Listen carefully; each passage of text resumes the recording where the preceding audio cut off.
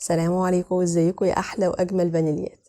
النهارده ان شاء الله هنعمل تورته عيد جواز، لكن فكرتها كرييتيف جدا جدا وكوميدي ولايت وفي منتهى الجمال. بس بفكركم قبل ما نبتدي الفيديو، اللي ما اشتركش معانا يشترك ويفعل زر الجرس عشان يوصله كل جديد، ولايك وشير لو عجبكم الفيديو. النهارده انا معايا تورته مقاس 16، يعني مقاس ميني تكفي يا دوب 4 افراد. زينتها معايا بكريمه فانيليا عاديه جدا، كريمه هايبر.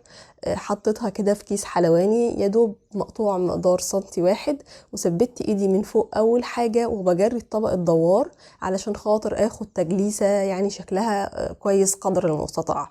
بفرد كده كويس على كل جوانب الكريمه، وبعدين بستخدم السكرابر العالي علشان خاطر اخد تجليسه احلى واحلى من على الجوانب. ولو في اي خربشه زي ما انتم شايفين برجع اديها تجليسه كمان مره تانية.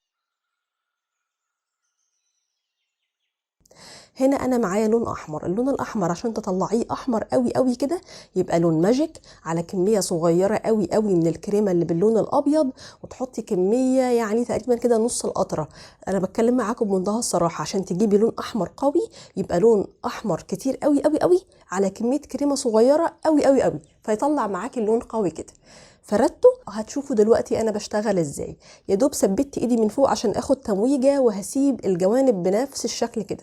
وشايفين لما فردت اللون الاحمر اداني تدريجه حلوه قوي وتداخل في الالوان.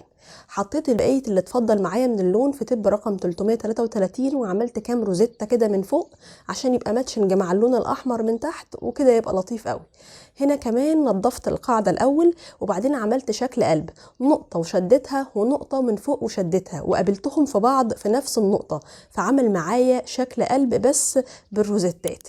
كمان حابه ازين الحد الفاصل ده بشويه ورق ذهب. طبعا ورق الذهب لو مسكتيه بايدك بيتقطع وبيلزق ومش بيبقى احلى حاجه خالص، فافضل حاجه تمسكيه يا اما بملقط خاص بالكريمه او اللي هو الملقط بتاع الخرز بتاعنا، يا اما بمقص. هنا بقى الفكره والدلع كله في الصور. فاطمه كشري طبعا يعني مثال الست المصريه، بتقول له انا عامله لك تورته يا عبده، مرضي يا اخويا. فيعني حاجه كده فاني ولايت وكرييتيف وبتضحك، وده احلى ما في الموضوع. وهو فوق بيرد عليها ويقول لها ان شاء الله تنسطر يا بنت الاصول، مرضي طول ما انت معايا يا فاطمه. فيعني الفكره عجبت العميله جدا جدا، لما اقترحتها عليها اتبسطت قوي، وحست انها هتبقى حاجه كده مميزه وذكرى ما بتتنسيش، بدل ما نعمل بقى قلوب وحاجات ومش عارف ايه والجو التقليدي بتاع اعياد الجواز. فحبيت اقدم لكم فكره مختلفه ان شاء الله تعجبكم. نورتوني وشرفتوني.